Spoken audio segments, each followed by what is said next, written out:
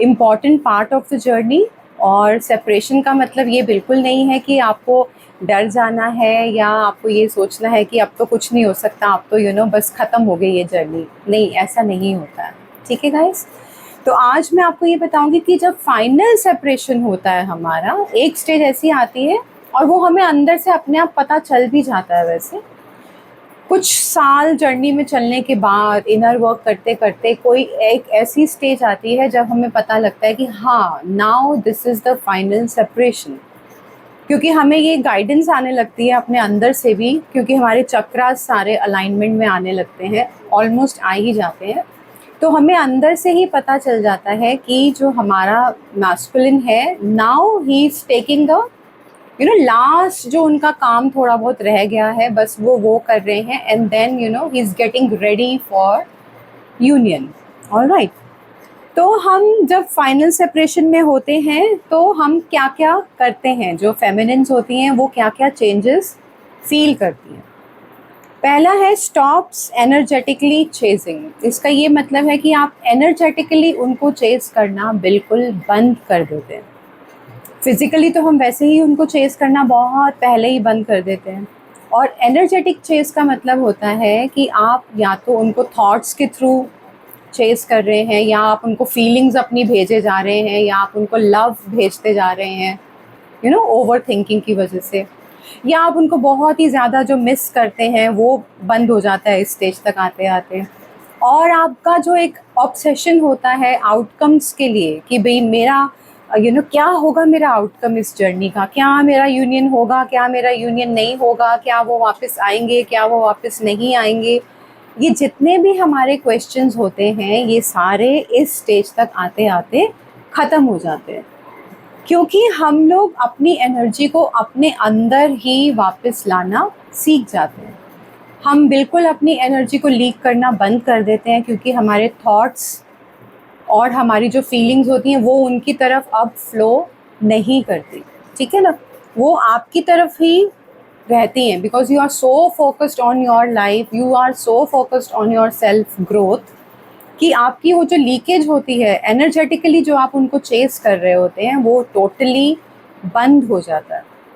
कितने कितने दिन, कितने कितने महीने, आई वुड से, कि आपको याद ही नहीं आती कि आप सच में क्या मतलब इस जर्नी में हैं भी, क्या आपका मैस्कुलिन है भी, because you are so much involve in your life, you are so much involve with your purpose, you are so much involve with your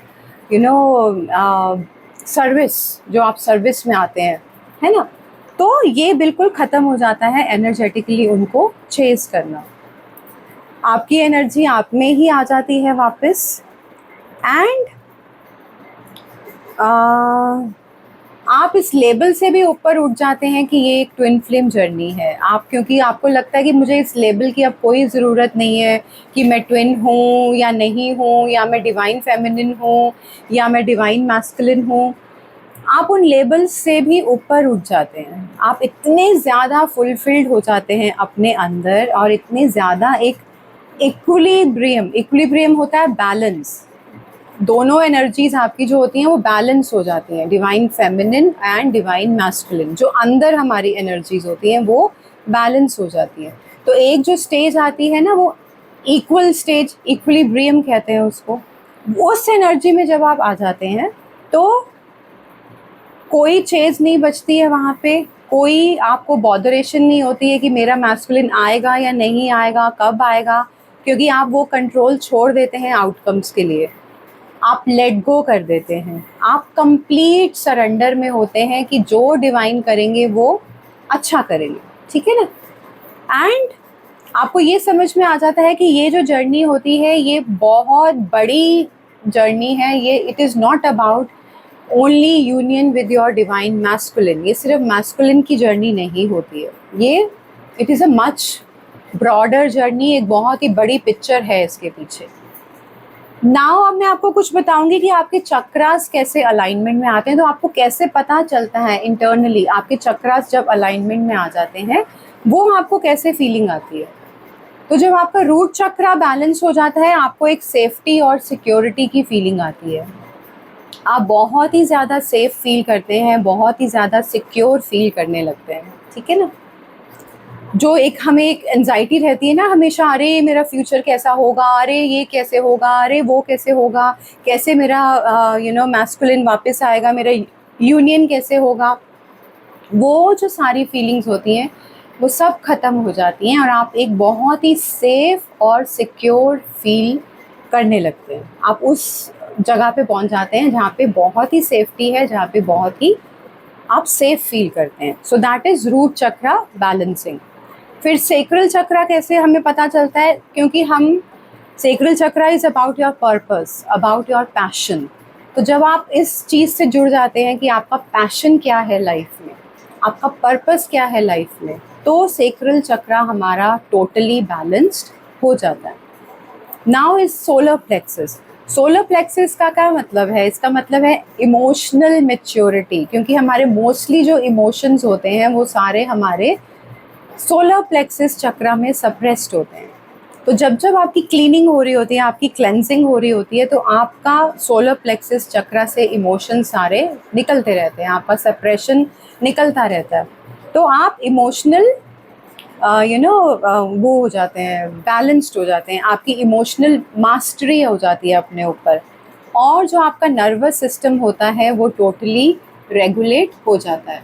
ठीक है गाइस, तो ये भी बहुत इम्पॉर्टेंट है, nervous system regulation, that is very very important. इसका ये मतलब है कि आपका जो दिमाग है, आपका जो दिमाग होता है वो बिल्कुल बैलेंस हो जाता है, कोई एंजाइटी नहीं रहती है, कोई घबराहट नहीं रहती, कुछ नहीं रहता, कोई इरिटेशन नहीं, कोई अनकंफर्टेबल फीलिंग नहीं, टोटली नर्वस सिस्टम रेगुलेट हो जाता है आपका। ठीक है, सो दैट मीन्स जो सोलर प्लेक्सस चक्रा है हमारा वो बैलेंस्ड है। नाउ हार्ट चक्रा। हार्ट चक्रा में क्या है, आपको कैसे पता चलेगा? कि आपको ये समझ में आ जाएगा कि आप पूरी तरह से अनकंडीशनल लव से भरे हुए हैं अपने लिए। ये बहुत इम्पॉर्टेंट है। हम बात करते हैं ना कि unconditional love for others, unconditional love for earth, unconditional love for other humans, animals, ये वो। उन सबसे पहले आप अपने लिए भरेंगे अनकंडीशनल लव से।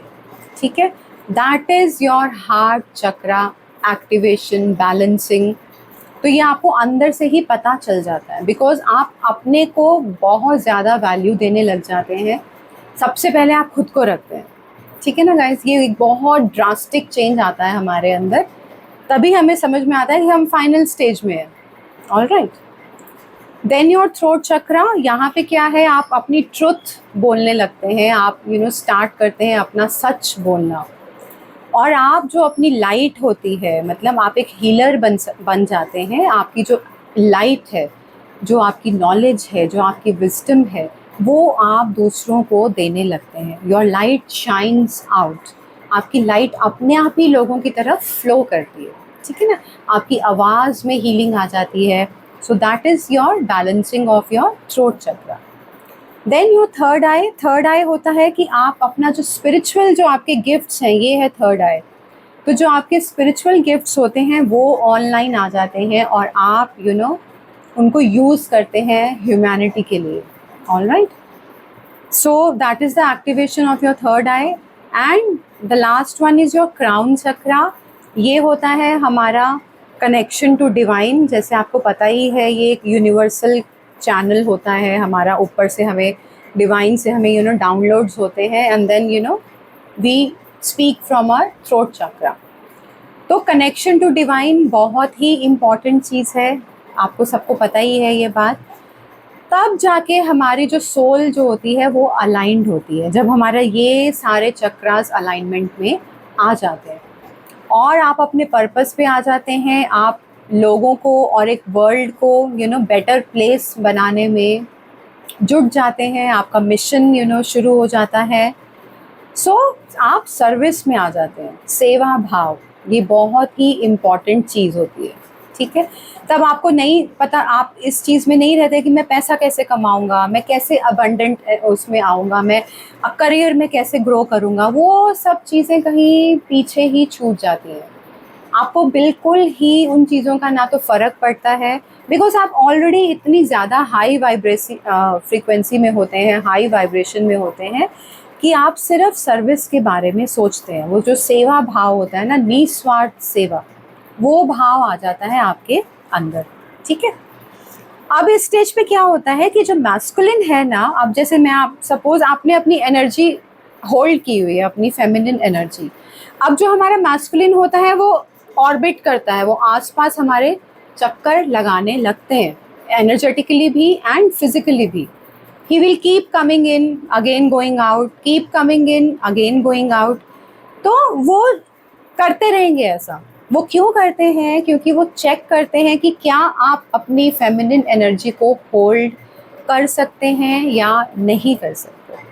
बिकॉज अगर आप उनके आने से और उनके जाने से अभी भी इफ़ेक्ट हो रहे हैं कहीं ना कहीं, उनको चेस करने लग जाएं या आपका मन उनकी तरफ चला जाए दोबारा से, तो फिर से अगेन वही लूप शुरू हो जाता है रनिंग और चेजिंग का।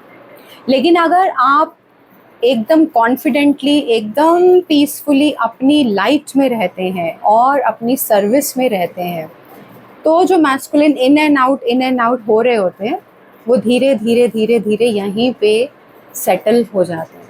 फिर वो दोबारा पुश नहीं करते अपने आप को, वो यहीं पे आके रुक जाते हैं। ओके, तो ये होता है हमारा फाइनल स्टेज, हमारा फाइनल सेपरेशन और हमारा फाइनल रीयूनियन।